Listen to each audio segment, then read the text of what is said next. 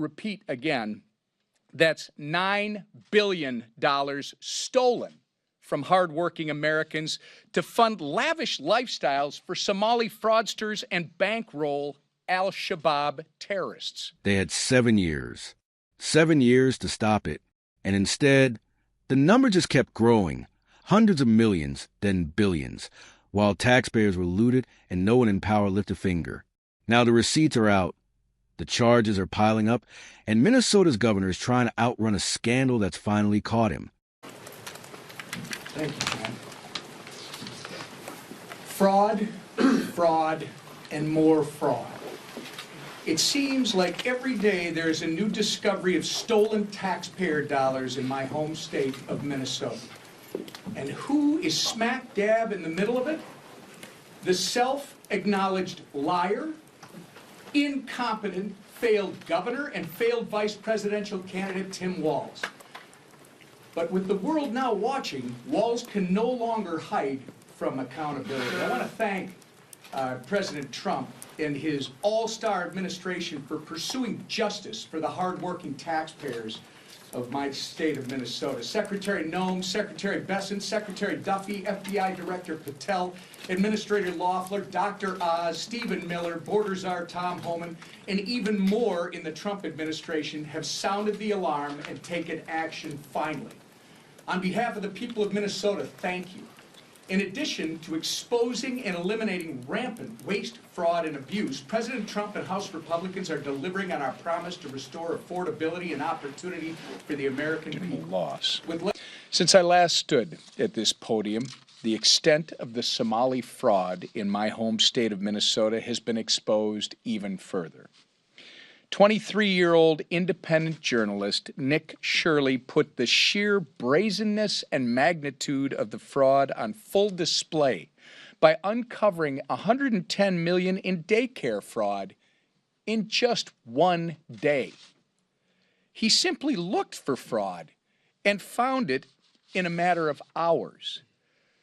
Our embarrassment of a governor and sorry excuse for an attorney general had 7 years to address it, and they didn't do a thing.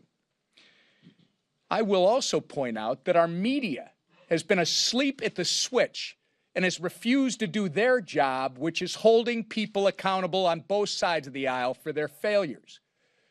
Our worthless paper back at home is actually run by our governor's former commerce commissioner, and all they're still doing is trying to cover up for what is clearly one of the biggest fraud stories in the history of this country. From food nutrition assistance meant for children to fake autism centers and empty daycares, Tim Walz and Keith Ellison allowed fraudsters to take advantage of hardworking taxpayers at every turn. And now Walz is running scared. But let me be clear. Tim Walz dropping out of Minnesota's governor's race will not exempt him from the storm of accountability that is heading his way. Between the Oversight Committee's congressional investigation and President Trump's decisive action, Walz can try to run, but he's not going to be able to hide for long. The first assistant U.S. attorney for Minnesota revealed that the rampant fraud could reach a staggering $9 billion. Of the 98 people charged with fraud, 85 of them are Somali. Let me repeat again, that's $9 billion stolen from hardworking Americans to fund lavish lifestyles for Somali fraudsters and bankroll al-Shabaab terrorists. And I have 3 words regarding Somalis who have committed fraud against the American taxpayer and have refused to assimilate as Americans. Send them home. Our nation will no longer tolerate those who take advantage of our charity and refuse to assimilate into our culture.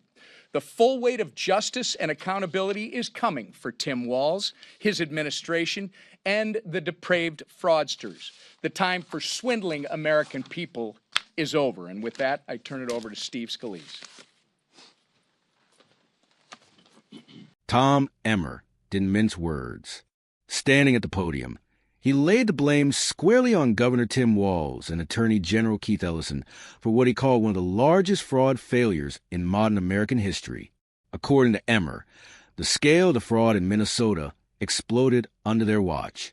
Daycare programs, food assistance meant for children, fake autism centers, and empty facilities, all allegedly used as pipelines to drain taxpayer money. Emmer pointed to reporting that claimed over $100 million in daycare fraud was uncovered in a single day just by looking for it. That, Emmer argued, is the real indictment. The fraud wasn't hidden. It wasn't sophisticated. It was ignored. He accused Walz's administration of 7 years of inaction and said the media helped by refusing to ask hard questions or hold anyone accountable.